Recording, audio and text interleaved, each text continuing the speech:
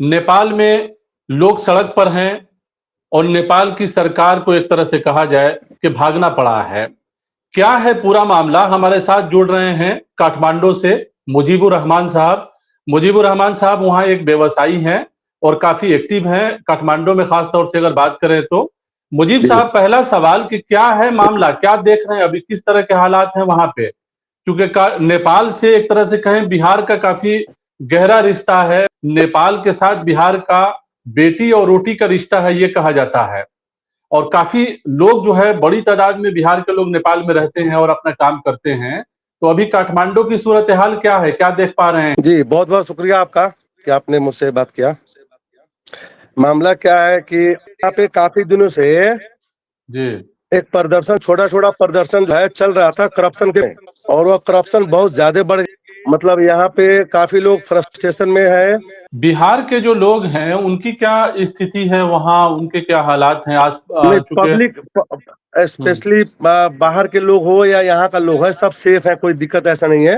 अब हुँ, आंदोलन के दरमियान तो ऐसा होता है, जब थोड़ा बहुत आंदोलन होगा तो ऐसा पुलिस में और झड़प हुई है तो कुछ लोग मरे हैं। बाकी बाहर के लोगों में या बिहार के लोग रहने वाले हैं, सब सेफ है, कोई दिक्कत नहीं। पब्लिक का कोई नुकसान नहीं है। नुकसान वही है कि जितने नेता लोग हैं, उनका जो इन्वेस्टमेंट था, जैसे बड़े-बड़े डिपार्टमेंटल स्टोर में हो या बड़ा-बड़ा होटल में हो या किसी भी बिज़नेस में उनका इन्वेस्टमेंट जो भी था, तो वो लोग पहले से जेएनजी वाले नोटिस करके रखे हुए थे। तो उसी सब व्यवसाय को वो लोग नष्ट किए हैं, जहाँ पे नेता का इन्वेस्टमेंट था। यहाँ के नेता से लोग दुखी था, महफूज भाई, एक्चुअली यहाँ के नेता बहुत ज़्यादा करप्शन कर चुके थे, और कोई इन लोगों का आगे फर्दर कोई प्लान ही नहीं होता था देश के लिए कि कुछ देश के लिए कुछ करे या युवाओं के लिए कुछ करे, ऐसा नहीं था। लोग यहाँ का बहुत फ्रस्ट्रेशन में जी रहा था। हम लोग खुद व्यापारी हैं, ज़माने से 25 साल हो गया, तो व्यापार भी जी। काफ़ी डिक्लाइन है। तो इस वजह से यहाँ के नेता से कोई उम्मीद नहीं थी लोगों को, फिर भी अब जनता है बर्दाश्त कर रही थी। तो हुँ। एक्चुअली तो करप्शन ही सबसे ज़्यादा मेन मुद्दा है यहाँ का, बाकी कोई मुद्दा नहीं है कि कोई यहाँ का लोगों का अलग षड्यंत्र हो, अलग स्पेशल कोई इनका यहाँ पे मानसिक, ऐसा नहीं है। यहाँ के लोग इनोसेंट हैं, ऐसा नहीं है, यहाँ के लोग इनोसेंट है और वो गलत बर्दाश्त नहीं करते हैं। कुछ तो ऐसा कहा जाए कि अपने यहाँ के मीडिया जो आया है, इंडियन मीडिया, उनको लोग यहाँ से खदेड़ा है। हम लोग खुद देखे हैं, हम लोग के सामने अगल-बगल नीचे रोड में हम लोग जाते हैं, यहाँ पे मीडिया रहता है, तो लोग यहाँ का लोग खदेड़ा है कि नहीं, आप लोग जो है र्यूमर फैला रहे हैं, गलत बातें फैला रहे हैं, हमारे ऐसा कुछ नहीं है, जो नहीं है वो आप लोग कह रहे हैं। तो एक्चुअल बात है महफूज भाई, करप्शन करप्शन लोग यहाँ का बर्दाश्त अब नहीं कर रहा था, बहुत ज़्यादा हो गया। पहले वाला ज़माना नहीं है, अब नए बच्चे हैं, उनके उनको मौका मिलना चाहिए, काम मिलना चाहिए। जी। बहकावे में आप लोग यहाँ का नहीं आने वाले हैं। तो इस तरह से कहा जाए तो करप्शन मेन मुद्दा था, और जो बच्चे को मारा वो रीछ था, लोगों का गुस्सा था, तकलीफ था। तो वो एक जन सैलाब कहा जाए महफूज भाई, मैं नहीं देखा था इतना बड़ा जन सैलाब, यहाँ पे इतना बड़ा आंदोलन हुआ है, लेकिन इस तरह से आज 24 घंटा के अंदर में ये चीज़, सब चीज़ हो गया खत्म। यानी 24 घंटा के अंदर में एकदम सरकार को उखाड़ फेंका लोगों ने, जी, भ्रष्टाचार बिल्कुल। के अरे मुद्दे पर। यहाँ का एक नेता मेरे, हम लोग के घर से 1.5 किलोमीटर दूर है, एक जलनाथ खनाल बोल कर के है, पहले का मतलब प्राइम मिनिस्टर रह चुके हैं, पूर्व प्रधानमंत्री। उनकी वाइफ को घर में लोग आग लगाया ना, तो उनकी वाइफ जल गई उसमें। और यहाँ का जो माधव कुमार नेपाल थे, उनका पिटाई हुआ, उनके वाइफ को लोगों ने मारा। उसके बाद में यहाँ का जो अर्थ मंत्री था विष्णु पौडेल, उसको लोग खदेड़-खदेड़ के मारा। नदी में डाल-डाल के लोग मारा है। मतलब लोगों का रिक्स इस तरह से नेताओं के विरुद्ध में, नेता भी तो लोगों को ये भी एक मन में वोट हम लोग देते हैं, जिताते हैं, ये बैठ कर के मलाई खाते हैं और जनता के बारे में कुछ सोचते नहीं है। ऊपर से जो है बयान, गलत-गलत बयान देते हैं। ट्रेंड जो चला हुआ है ना, गाली-गलौज का ट्रेंड जो चला हुआ है, तो वो तो अपने यहाँ का ट्रेंड भी यहाँ फैला हुआ है। तो इस तरह से लोगों में ये सब चीज़ था, लोग बर्दाश्त नहीं किया। अब जब जन सैलाब निकला महफूज भाई, तो वहाँ कोई किसी ने नहीं देखा कौन क्या है, बस नेता जो भी पकड़ाया, सारे नेता का लोगों ने पिटाई किया यानी हुआ है। मुद्दा बेसिकली भ्रष्टाचार था, है ना? अभी तो आर्मी आर्मी जो है संचार, जी, जी, बिल्कुल 100% वही मुद्दा ही था। भ्रष्टाचार और रोज़गार चाहिए था लोगों को यहाँ पे। लोगों का कहना ये है कि 80-90 लाख लोग जो खाड़ी देश में जाके काम कर रहे हैं, तो हमें, आप 15-20 साल से आप लोग जीत रहे हैं, आप बारी-बारी सरकार बना रहे हैं। 16-17 साल में 13 प्रधानमंत्री बन गया, कोई रोज़गार के लिए प्लान नहीं हुआ, कोई यहाँ कल कारखाना, उल्टा जो है यहाँ का रोज़गार घटा है। हम लोग के फैक्ट्री में हम लोग के यहाँ 50 लोग काम करते थे, आज 25-30 लोग काम करते हैं। मतलब बिज़नेस जब डिक्लाइन हुआ तो ज़ाहिर-सी बात है हम लोग आदमी को घटाएँगे। तो या सारे फील्ड में इसी तरह हुआ है।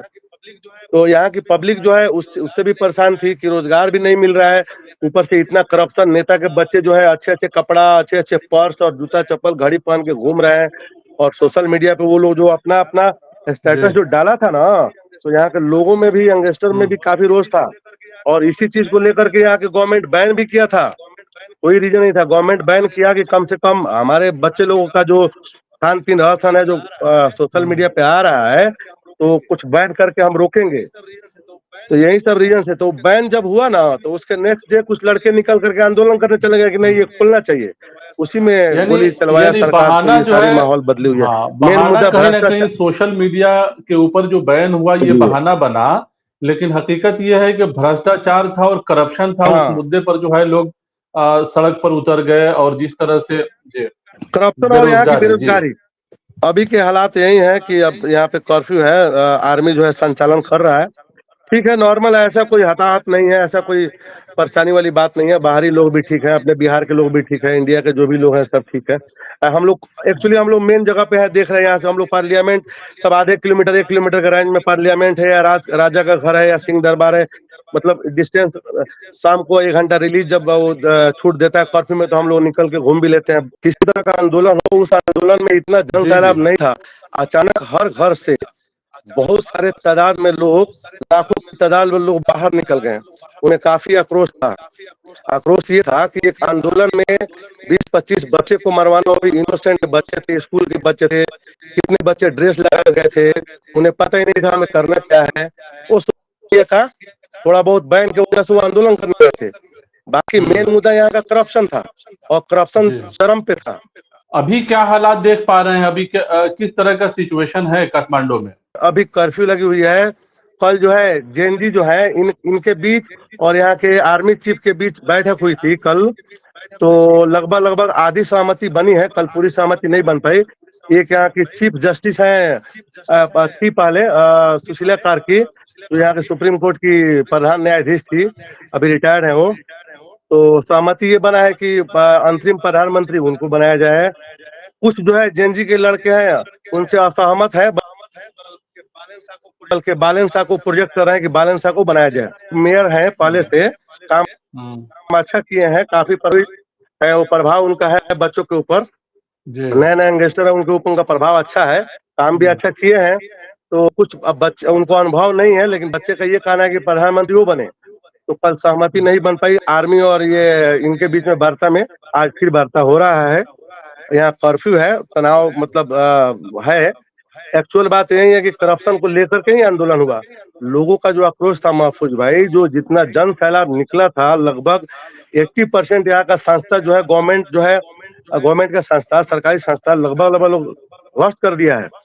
वो पार्लियामेंट हो या नेता का घर हो या सुप्रीम कोर्ट हो, हाई कोर्ट हो या छोटा-छोटा पुलिस का स्टेशन हो या जो भी है, यहाँ का गवर्नमेंट का जो भी संस्था है, लगभग 80% लोग आक्रोश में। लोगों का आक्रोश यही था कि इतने बच्चे को गवर्नमेंट ने निर्दयी से मार कैसे दिया? तो आप लोगों को तो दिक्कत हालात परेशानी हालात नहीं इस है, तरह के एक तरह से? नहीं, ऐसा कोई दिक्कत परेशानी नहीं है, पब्लिक का कोई नुकसान हुँ, नहीं हुआ।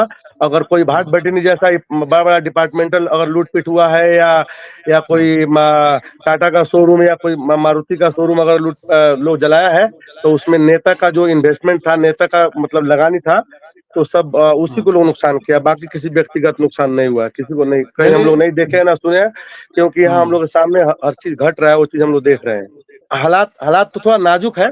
नाज़ुक इसलिए है कि गवर्नमेंट अभी नहीं है और पुलिस, जितनी पुलिस स्टेशन थी सब लोग ध्वस्त कर दिया है, तो पुलिस भी नहीं, अगर कोई मामला अभी हो तत्काल में, तो पुलिस भी नहीं आ सकती है। इस तरह की मतलब अभी प्रॉब्लम है, लेकिन ऐसा कोई हुँ, मामला कहीं नहीं है, ना हो रहा है। हुँ, तो हालात हुँ। कहा जाएगा कि जब तक किसी के हाथ में नहीं आएगा, कोई अब उसका रिस्पॉन्सिबिलिटी नहीं लेगा, कोई गवर्नमेंट नहीं बनती है या जो भी गवर्नमेंट हो, अंतरिम गवर्नमेंट हो, थोड़ा-सा दिक्कत तो है। चलिए। चलिए, बहुत शुक्रिया हमसे बात करने का। तो ये थे जी, मुजीबुर रहमान साहब, काठमांडू से हमारे साथ जुड़े हैं और जैसा कि बता रहे हैं कि हालात नाज़ुक है, लेकिन लोग जो है जिस तरह से परेशान थे जी, बेरोज़गारी को लेकर और करप्शन को लेकर, ये तमाम मुद्दे बने कहीं न कहीं इस आंदोलन का और इतना बड़ा आंदोलन खड़ा हुआ कि सरकार बदल गई। अब ज़ाहिर है वहाँ पे फिर से स्टेबल गवर्नमेंट बने, इसकी कोशिश की जा रही है, वार्ता हो रही है और बातचीत चल रही है। बहरहाल हमें दीजिए इजाजत। शुक्रिया।